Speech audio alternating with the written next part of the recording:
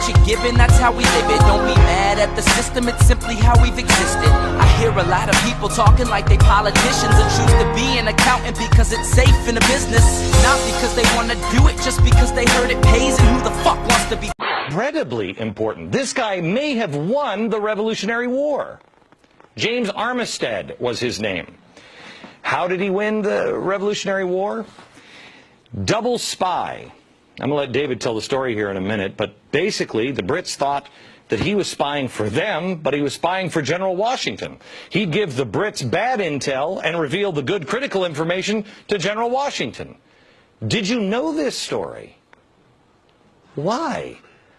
I'm so tired of people saying, well, it was just the white people, white people, white people. No.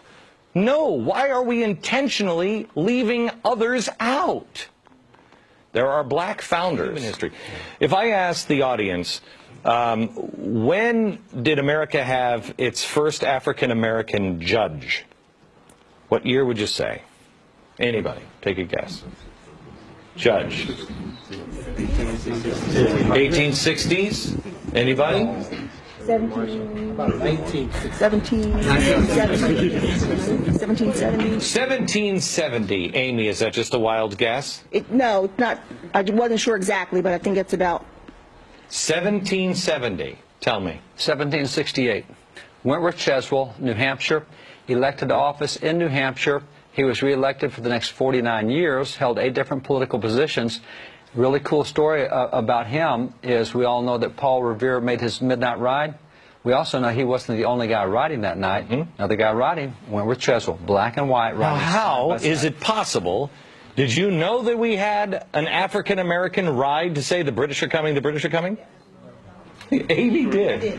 Amy did. Anybody else besides Amy know that? 2, 3. Okay, 3 people in the audience. Now, the white guy with the sword is Thomas Grosvenor. So you have Thomas Grosvenor and you have Peter Salem, black and white fighting side by side, but Peter is definitely the hero that day. 1817, this painting is done, and all the way up until the 1980s, we knew that that was Peter Salem, the hero of Bunker Hill. 1980s, the professors got together and said, oh, no, that's not Peter Salem. We think that that's Grosvenor's slave is who that is. It's not Peter Salem. Oh, you're kidding. No, in the 80s, they changed that from Peter Salem to Grosvenor's slave, Asaba. And that's what they say, oh, no, it's not Peter, it's Asaba, Grosvenor, it's his slave. How come the guy who painted it and the guy who was there and the guy who saw it and painted what he saw had him as Peter Salem, and now we've all convinced, oh no, it's a slave. Because first, one thing that I think is missing in America, and it is the key to America, has been the difference between individual rights and collective rights, and this man articulated that. In a speech entitled Our Composite Nationality, Frederick Douglass said, I know of no rights of color superior to the rights of humanity. He thought the worst thing that could happen for blacks after the Civil War was to treat them as exceptions in the law. And so today, with the discursive logjam that we have over things like affirmative action and group rights, and the only thing that you get from government is if you ally with others who look like you or somehow are categorized like you. This goes into your theory that this is why this is not being taught, because you can't play the victim card. If you don't... It goes against the traditional victim narrative. After the Civil War, the history was actually written by the losers. That's the one time in history where the losers wrote the history. That's exactly right. Really interesting. All right, y'all. I'm going to start off by saying that I don't own rights to this clip. I found this clip on Facebook. Anyways, with that being said, I want to ask everybody a question. Don't y'all believe that all our schools should teach the biggest part of history, our biggest part of Black History Month? Why is it that our schools don't teach our kids about our Black fathers? About our Black father founders? Like, for one, I am glad that I homeschool my kids and they are learning a little further about their history, not just that they got Native American roots, but that they also have African American roots in their DNA. Now, everybody, do y'all believe that our schools need to be teaching this in our history classes? For one, I know that our cyber schools are doing it. They're going a little deeper. Try and get some rest. But it is a little, you know, I am a little curious of why haven't our schools ever taught us stuff like this? Like, this is stuff that we learn on our own. We learn reading it either through the library or through our parents, through our grandparents. Let me rephrase that. Like, how many of y'all believe that this is something that should be taught? I believe that it is something that should be taught. They should teach us more, like, teach us about our history. Why hide this from us? I know why, but at the end of the day, everybody, the whole point of me showing y'all this video is we need to re-educate our kids. We need to teach them the right way. Not just teach them what the schools are teaching them, because the schools are only teaching them what they want them to learn. I believe that we need to teach them, we need to guide them, we need to mold them the right way. Grab books, read it to them, show them shows, show them their history, everybody. It's time to wake up. The urban community needs to come together and help these youth learn about themselves, help the youth grow. Instead of fighting each other, they need to unite each other and start building their own businesses, start buying their own properties, start showing these kids what we really can do.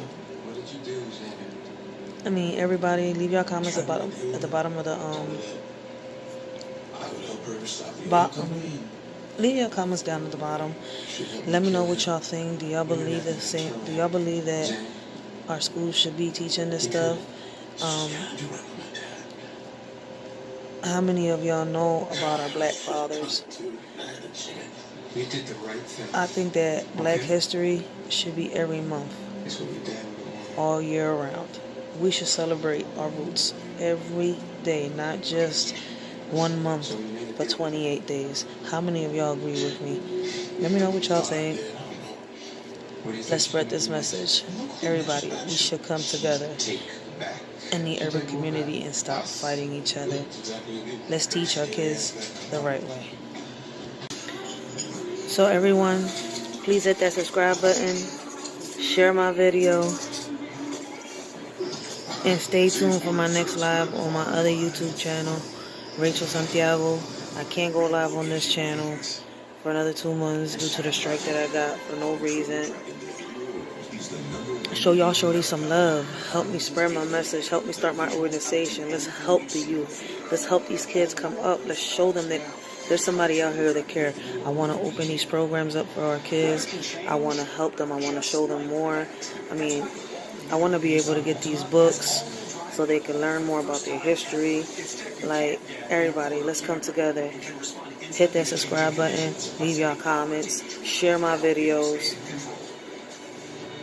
And let's come together. Help me start my organization. I'm not going to beg. Regardless, at the end of the day, I know that I'm doing a good cause. And no matter how slow it is, I'm going to get there. Our kids matter. I got a lot of people supporting me. And I hope this gets bigger, that we grow, and that we accomplish the one goal that I want to accomplish. And it's to help our kids, to prevent these suicides, help our kids grow, help our kids make their own businesses, buy their own properties, become something so that when we're gone, they're able to survive in this cruel world. If you agree with me, subscribe, join me. Let's do something. What's up?